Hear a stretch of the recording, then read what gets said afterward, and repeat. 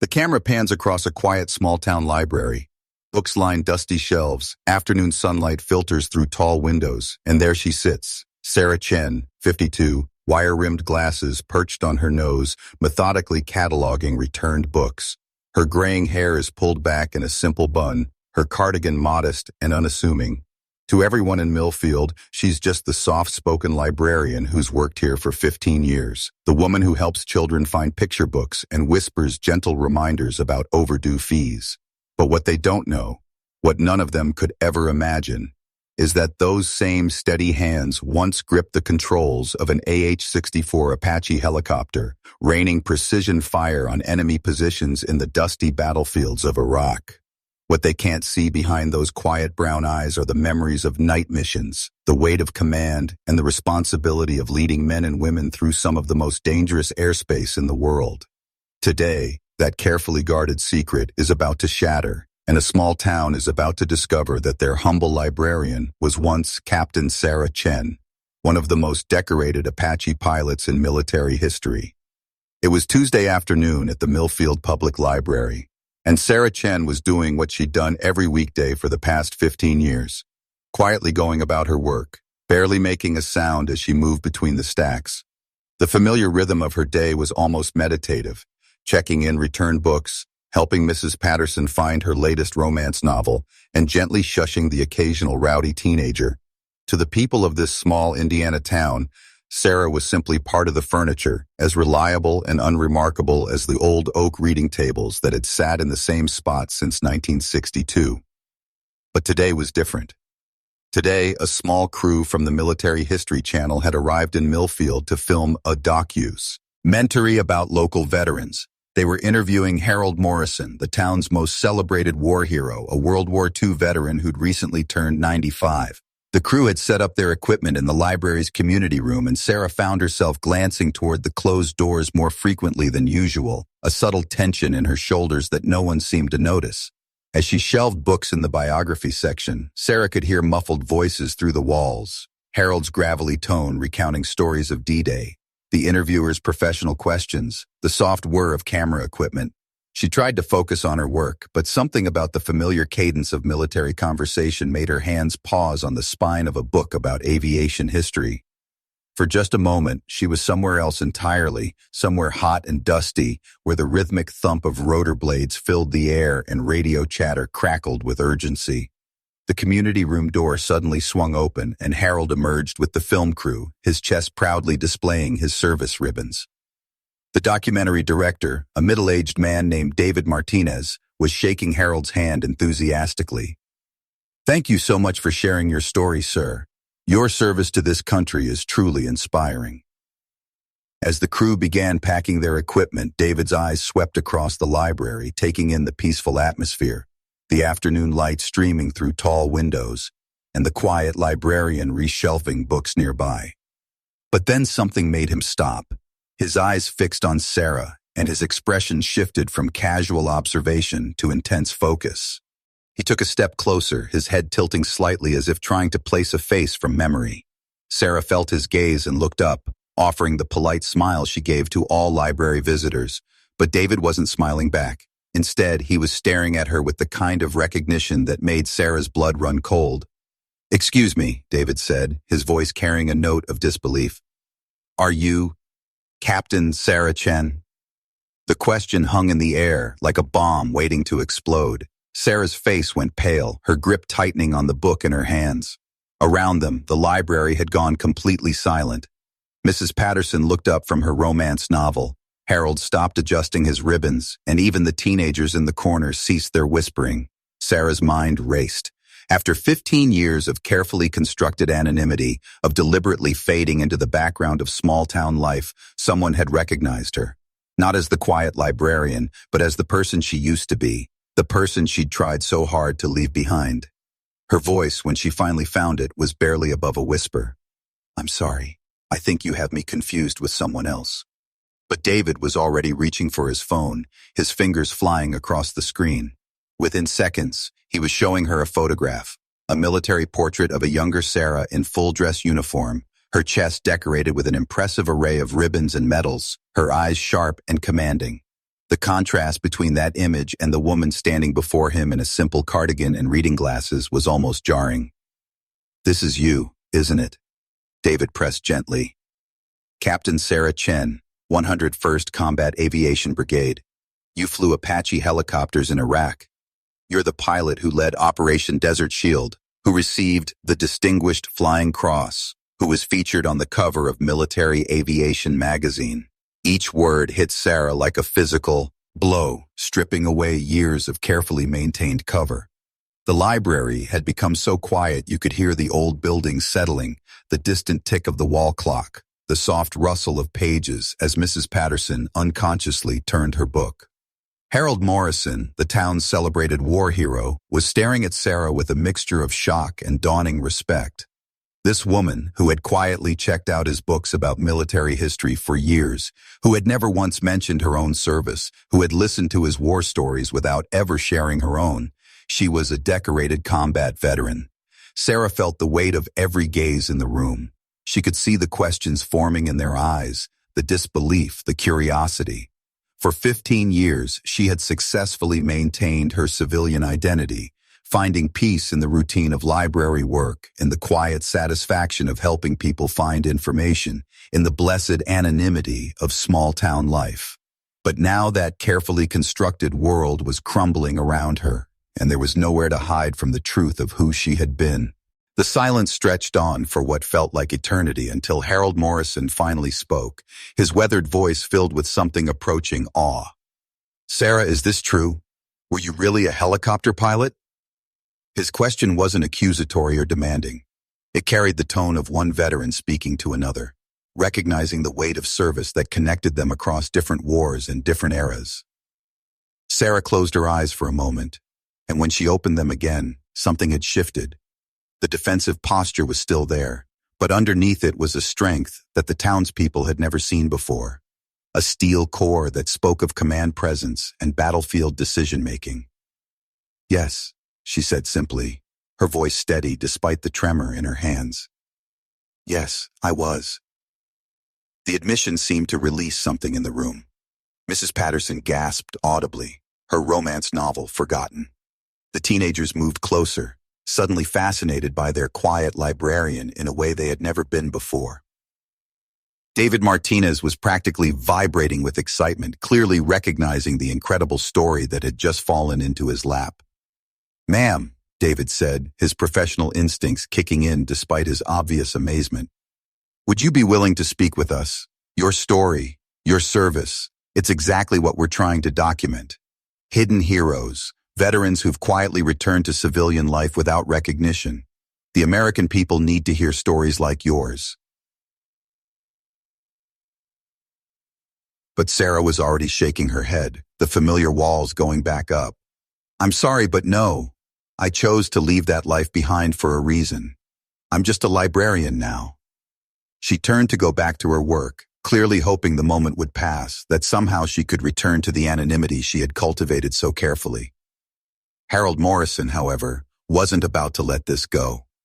The old soldier stepped forward, his Medal of Age, honor gleaming on his chest, and placed a gentle hand on Sarah's arm.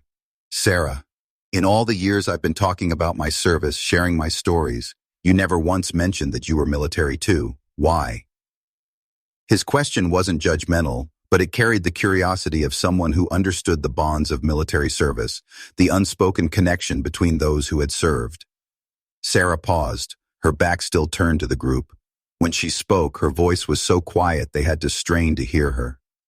"Because some stories are harder to tell than others, Harold. Some of us came home carrying things that are better left in the past."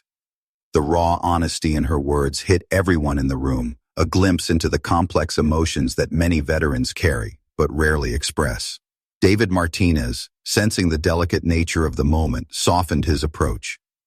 "Captain Chen, Sarah, I understand this is unexpected, but think about what your story could mean to other veterans, especially women in combat roles.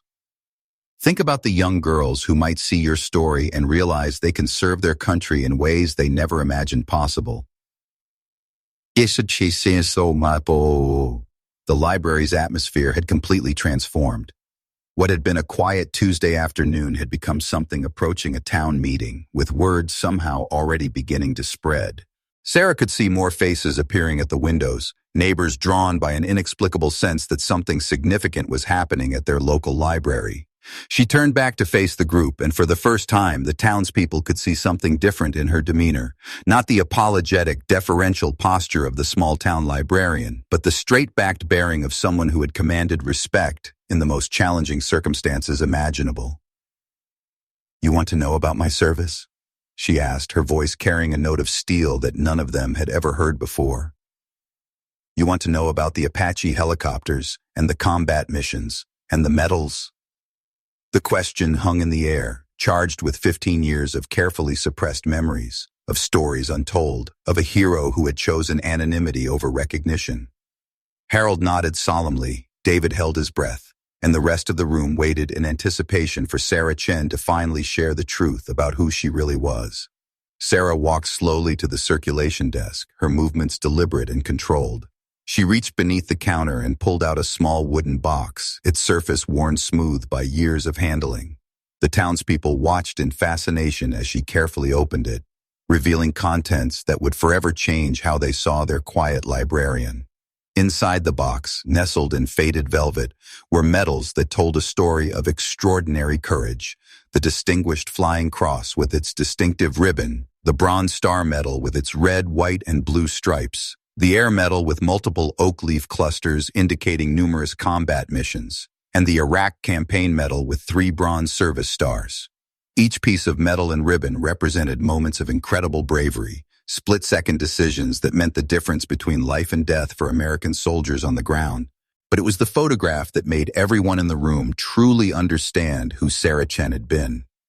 The image showed her standing beside an AH-64 Apache helicopter, its aggressive angles and weapon systems a stark contrast to the library's peaceful atmosphere. In the photo, Captain Chen wore her flight suit with obvious pride, her helmet tucked under one arm, her expression confident and commanding. Behind her, painted on the helicopter's nose, was the aircraft's name, Prairie Storm. Mrs. Patterson was the first to break the silence, her voice filled with wonder. "Sarah, honey, you flew those big military helicopters? In actual combat?" The elderly woman's question carried no disbelief now, only awe at the realization that the person who had patiently helped her navigate the library's computer system was a decorated war hero. Sarah nodded slowly, her fingers tracing the edge of the photograph. "Apache AH-64D longbow, twin General Electric T-700 engines, 30mm M230 chain gun, Hellfire missiles, and 70mm rockets. Top speed of 182 miles per hour, ceiling of 21,000 feet.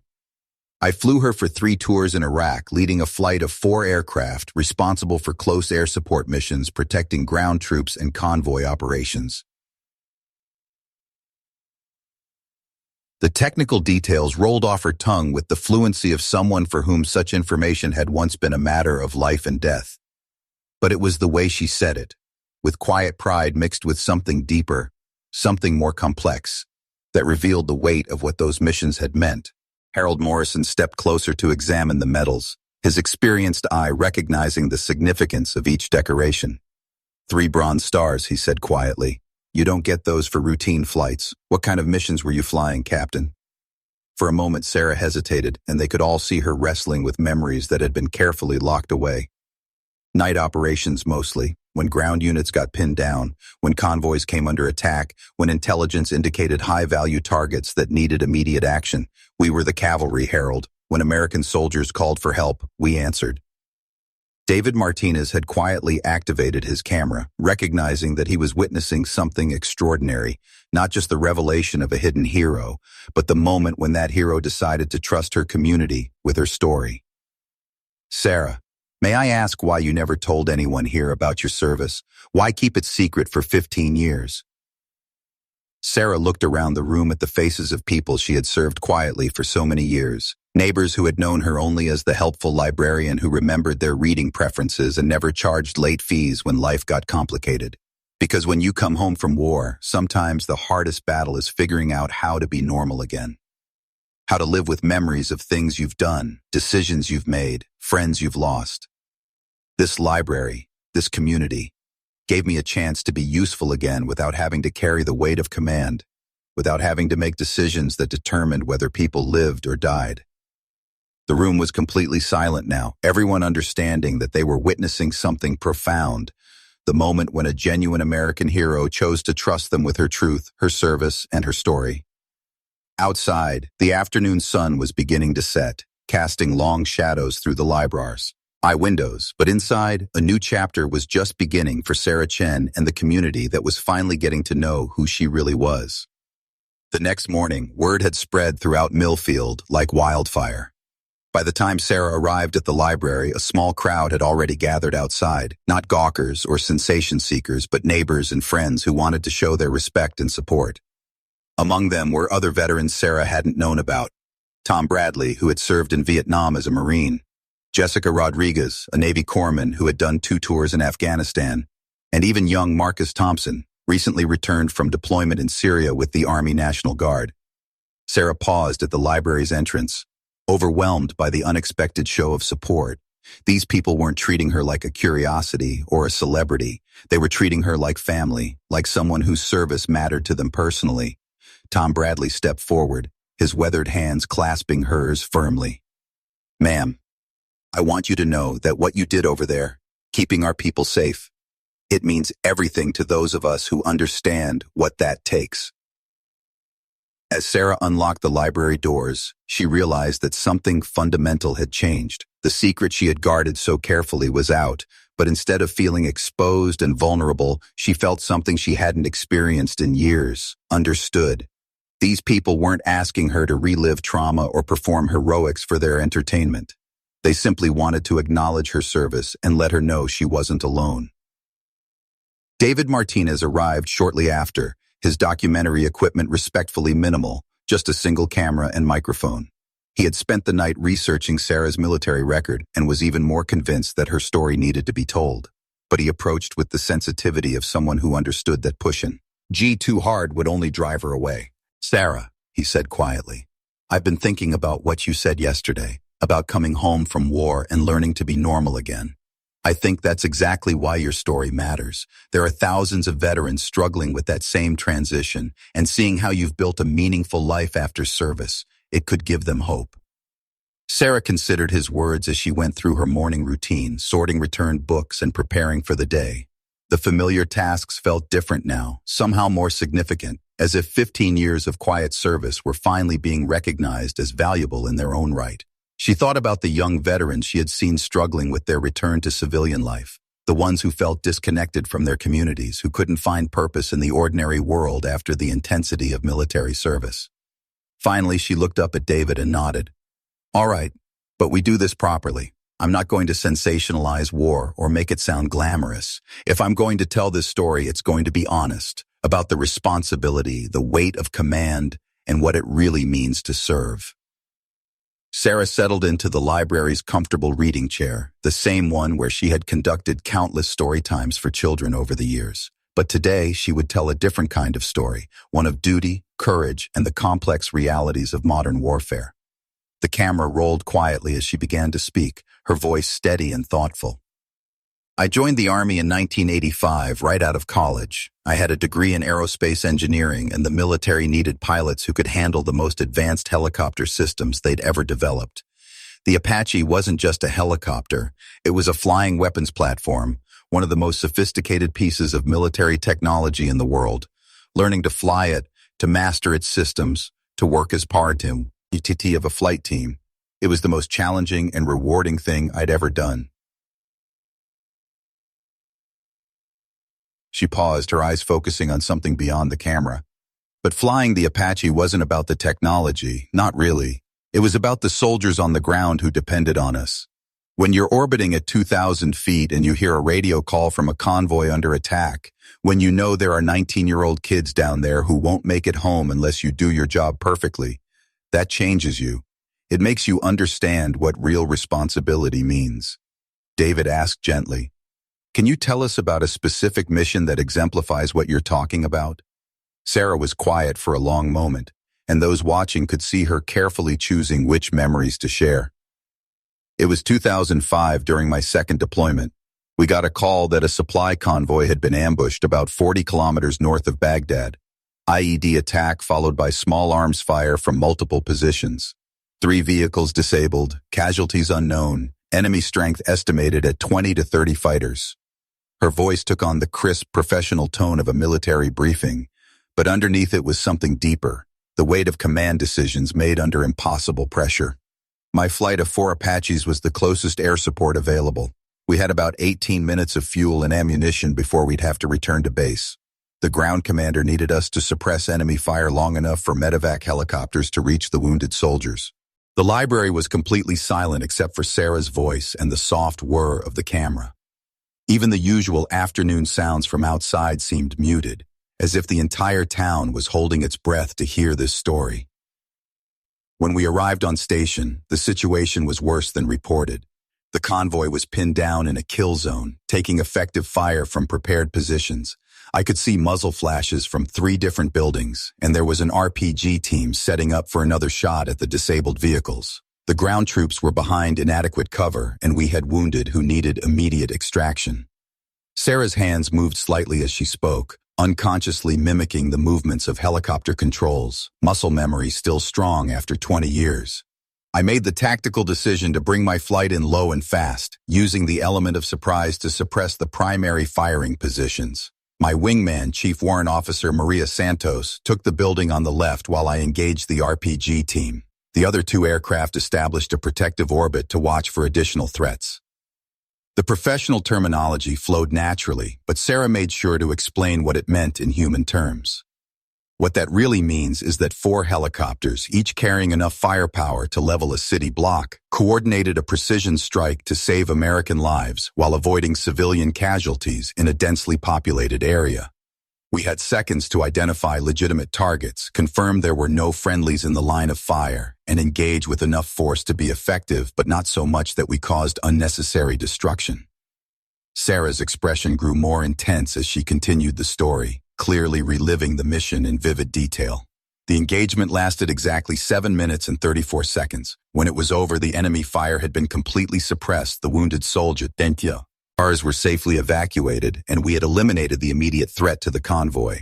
But that 7.5 minutes required 3 years of training, hundreds of hours of flight time, and split-second decisions that could have gone wrong in a dozen different ways. She looked directly at the camera, her eyes conveying the weight of command that she had carried for so many years. People sometimes ask what it was like to be a woman in combat, as if that was the most important part of the story. But when you're flying an Apache helicopter in combat, gender becomes irrelevant. What matters is competence, judgment, and the absolute trust between crew members. Maria Santos, my wingman on that mission, was one of the finest pilots I ever served with. When lives were on the line, all that mattered was that we could depend on each other completely. David asked, "How did that mission, and others like it, affect you personally?" Sarah was quiet for a moment, considering how to answer honestly without oversharing. Every successful mission was a victory, but it was also a reminder of how much responsibility we carried. Those soldiers in the convoy got to go home to their families because we did our job correctly. But command is a heavy burden, especially when you're responsible not just for your own aircraft and crew, but for the lives of people on the ground who are counting on you to make the right decisions under extreme pressure. She stood up and walked to the window, looking out at the peaceful streets of Millfield. After 3 deployments, 15 months of combat operations, and more missions than I can accurately count, I realized that I had given everything I could to military service. I was promoted to major and offered command of an entire aviation battalion, but I knew it was time to come home. Not because I was burned out or traumatized, but because I had served with honor, and it was time to find a different way to contribute to my community. Turning back to the camera, Sarah's expression was thoughtful and resolved. I chose to become a librarian because libraries are about service too, just a different kind. Instead of protecting soldiers in combat, I help children discover the joy of reading. Instead of planning military operations, I help researchers find the information they need. Instead of commanding helicopter flights, I manage programs that strengthen our community. It's all service, just in a different uniform. The afternoon sun was beginning to set, casting the same golden light through the library windows that had illuminated Sarah's quiet work for 15 years. But now that light seemed to illuminate something more, a deeper understanding of what service really means, whether in combat zones or in small-town libraries. The Apache helicopter I flew was called Prairie Storm, Sarah said, a small smile playing at the corners of her mouth. I chose that name because it represented something powerful but rooted in the American heartland, something that could be fierce when necessary but was fundamentally about protecting the people and places we love. I guess you could say I'm still flying Prairie Storm, just at a different altitude and with a different mission. As she spoke these final words, Sarah Chen, librarian, veteran, and quiet hero, seemed to embody something essential about American service. The understanding that true patriotism isn't about seeking recognition or glory, but about finding ways to serve your community and country, whether on the battlefield or in the peaceful spaces where democracy flourishes every single day. Sarah Chen's story reminds us that heroes walk among us every day, often unrecognized and unassuming. The courage that serves in combat zones can transform into the quiet strength that builds communities, teaches children, and preserves the knowledge that makes civilization possible. From the cockpit of an Apache helicopter to the circulus, vision desk of a small-town library, service takes many forms, but its essence remains the same, a commitment to something larger than oneself. In Millfield, Indiana, the residents no longer see just their helpful librarian when Sarah arrives each morning. They see a decorated combat veteran who chose to continue serving her country in a different way, proving that the warrior's heart can beat just as strongly in peacetime as it does in war. Her story is a testament to the thousands of veterans who return home not seeking parades or recognition, but simply looking for meaningful ways to contribute to the communities they fought to protect. If this story of hidden heroism and quiet service moved you, please subscribe to our channel for more incredible stories of American veterans who continue serving long after they hang up their uniforms. These are the stories that remind us what true patriotism looks like, and why the courage of our service members deserves recognition not just on the battlefield, but in every chapter of their remarkable lives. Honor their service by sharing their stories.